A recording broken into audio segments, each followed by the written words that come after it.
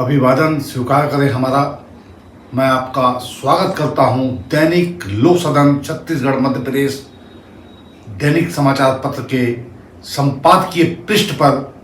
आज हम आपसे संवाद कर रहे हैं छत्तीसगढ़ की राजनीति विधानसभा समर को लेकर के कि आज जब कांग्रेस की यहाँ छत्तीसगढ़ में सत्ता है, हुकूक है, तो भारतीय जनता पार्टी विपक्ष की भूमिका में कहाँ है और किस तरह वह चुनाव को अपराजेय रूप से हासिल करेगी। और दूसरी तरफ छोटे छोटे दल हैं जो मुंह तक रहे हैं कि सत्ता को अब हम कैसे अपने हाशिए में, अपने हाथों में ले लें। उनमें सबसे आगे है आज बहुजन समाज पार्टी, और उसके बाद अगर हम नाम लें तो गोंडवाना गणतंत्र पार्टी और आप पार्टी अरविंद केजरीवाल दिल्ली से 90 सीटों पर चुनाव लड़ने की जुगत में हैं। अब इन सब को देखते हुए क्या छत्तीसगढ़ की इस रणभूमि में कौन अपनी सरकार बनाएगा, आज हम आपको कुछ अंशतः बताने जा रहे हैं। मगर एक विनम्र निवेदन है कि पूरा बुलेटिन देखने के बाद अगर आपको लोक सदन चैनल पसंद आए, आपको लगे, तो अवश्य रूप से सब्सक्राइब कर लें ताकि हम आपके पास जो हमारे जो नए नए वीडियो हैं वो आपको बड़ी आसानी से मिल जाए। और साथ ही कमेंट बॉक्स में अपनी टिप्पणी भी दर्ज करें, क्योंकि विधानसभा चुनाव का यह समर एक ऐतिहासिक तथ्य है, सत्य है, जो आने वाले समय में यह बताएगा कि आप और हम जिस भूमिका में हैं, तो आखिर हमने अपनी भूमिका को कितना ईमानदारी से निभाया है।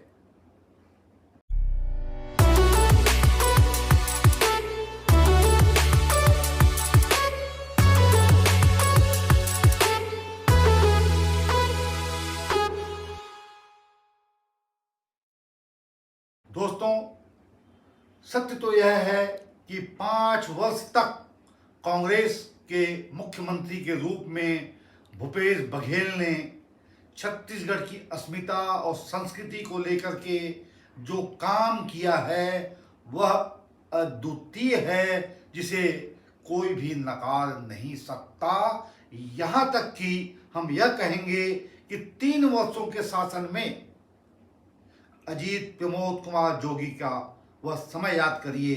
1 नवंबर 2000 से लेकर के 2003 का वक्त, जब उन्होंने यह प्रयास किया था कि छत्तीसगढ़ की संस्कृति और यहाँ की जो अस्मिता है वह उभार मारे, और जिस तरह अन्य कुछ राज्यों में वहाँ की संस्कृति और वहाँ का अपनेपन को निकाल करके सत्ता पर कुछ चेहरे काबिज होते रहे हैं, वैसा ही कुछ अजीत जोगी भी करना चाहते थे, मगर वे इसमें असफल हो गए।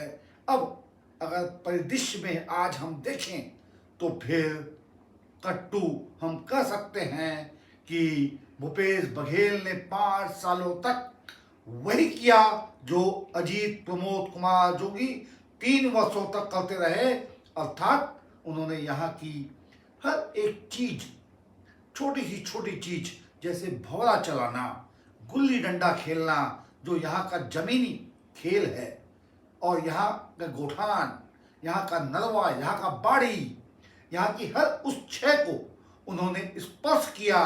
और यहाँ तक कि छत्तीसगढ़िया ओलंपिक भी उन्होंने प्रारंभ किए, जिसकी नकल अशोक गहलोत जैसे दिग्गज राजस्थान के मुख्यमंत्री को भी करनी पड़ी, और राजस्थान में उन्होंने अपने तरीके से उसे अपनाया और लोगों को अपने साथ जोड़ने का प्रयास किया। इससे पता चलता है कि भूपेश बघेल कितनी शिद्दत के साथ छत्तीसगढ़ की अस्मिता और भाव को लेकर के 5 वर्षों के कार्यकाल में सत्ता को, उस रास को खींच के रखा था उन्होंने। मगर यह भी कहा जा सकता है कि वे हाईकमान के दबाव में बने रहे 5 वर्षों तक, और एक दफा भी उन्होंने कैबिनेट को जिस तरह ताश के पत्तों की तरह फेंटा जाता है, कभी भी वो कर नहीं पाए। यह भी एक अलग सत्य है राजनीति का।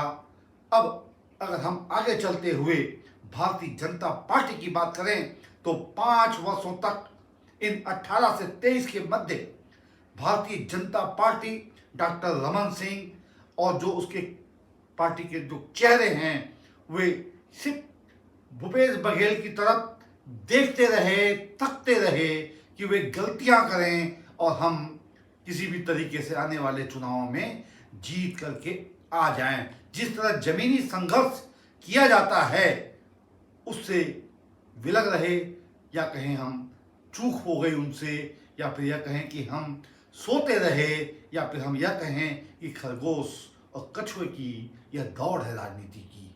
अब और आगे चलते हैं, हम आपको ले चलते हैं बहुजन समाज पार्टी की ओर। बहुजन समाज बसपा मायावती का यह राजनीतिक दल छत्तीसगढ़ में 5 वर्षों तक सुसुप्त अवस्था में ही रहा। मगर देखिए आश्चर्य, जब चुनाव का समय आया, रणभेड़ी बजने ही वाली थी, तो जो कमाल बसपा ने किया है वह इतिहास में दर्ज करने लायक है। जी हाँ, जैसे ही सुबह हुई, चुनाव की घंटियां बजने लगी, वो दौड़ करके गुड़वाना गणतंत्र पार्टी के पास पहुंच गई और उससे हाथ मिला लिया।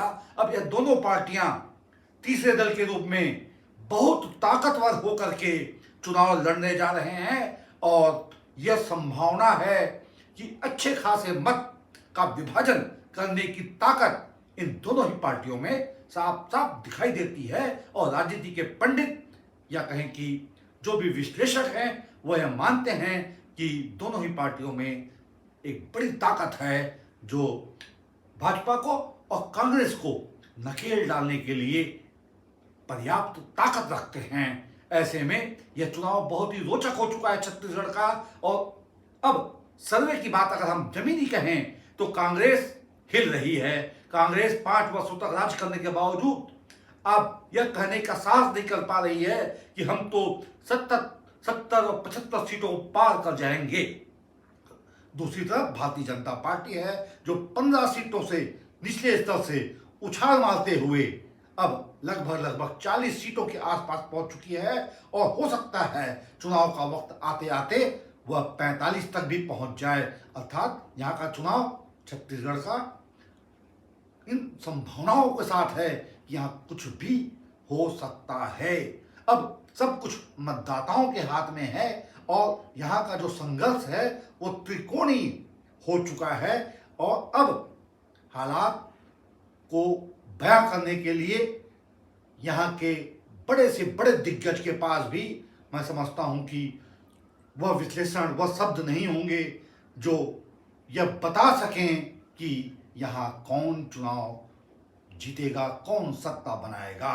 क्योंकि अब दोनों ही तरफ की सेनाएं जो हैं सन्नद्ध हैं युद्ध भूमि में, और परिणाम अब लगभग 40 दिन बचे हुए हैं।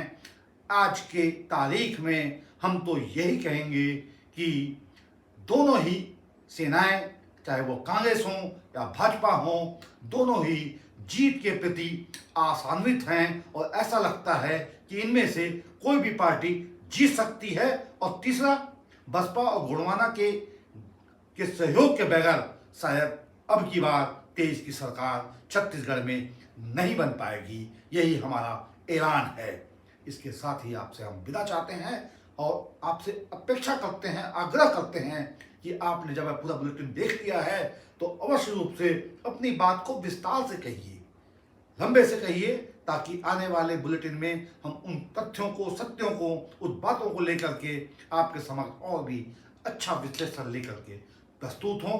साथ ही एक और आग्रह कि अगर आपको हमारा बुलेटिन अच्छा लगा हो तो इसे शेयर कर दें। धन्यवाद।